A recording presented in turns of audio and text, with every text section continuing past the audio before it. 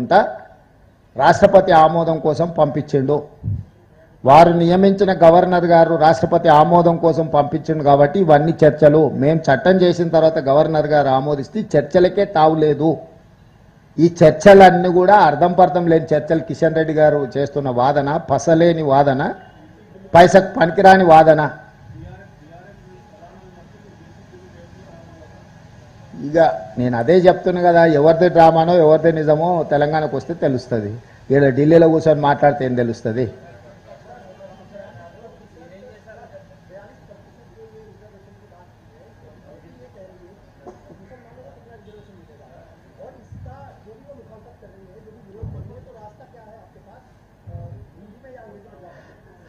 हम लोग राहुल गांधी जी जो पदयात्रा में भारत जोड़ो में वादा किया था इस देश को और तेलंगाना जनता को खासकर, तेलंगाना में कांग्रेस सरकार बनने के बाद जनगणना में जाति गणना के साथ साथ ओबीसी रिजर्वेशन 42% बढ़ाने के लिए वादा किया था।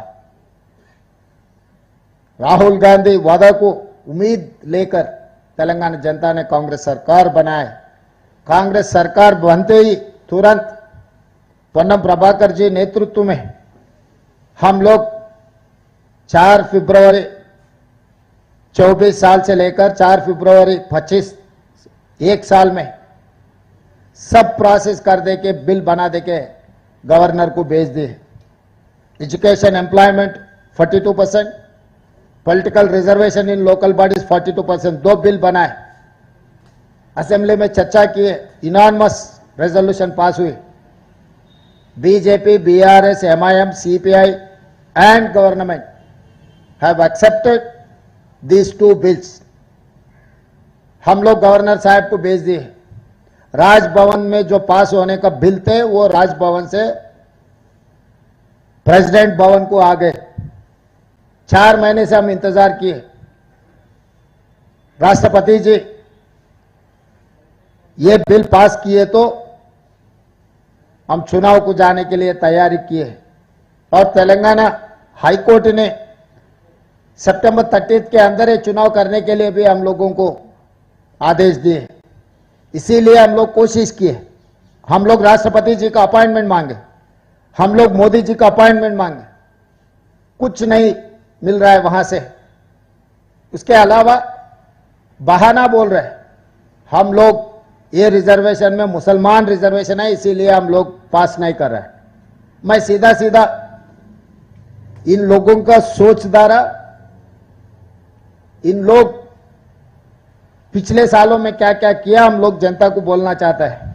जिस दिन मंडल कमीशन बनाया, मंडल कमीशन ओबीसी रिजर्वेशन लागू करने के लिए कोशिश किए तो कमंडल यात्रा निकाले, रथ यात्रा निकाले। तब आपको पता है देश में क्या हुआ।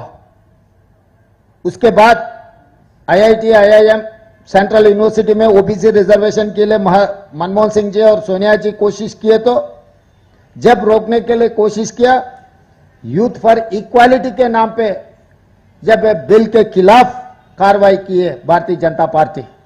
आज भी हम ओबीसी रिजर्वेशन बढ़ाने के लिए जो कोशिश कर रहा है, मुसलमान के नाम पर रोकने के लिए कोशिश कर रहे हैं। मैं सीधा सीधा ये सवाल किया पिछले बार यहीं से, आज भी मैं सवाल कर रहा हूं।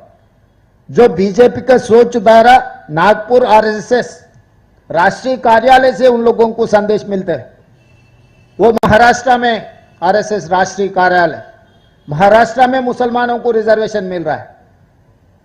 नरेंद्र मोदी जी जहां पर जन्म लिए गुजरात, गुजरात में मुसलमानों को रिजर्वेशन मिल रहा है।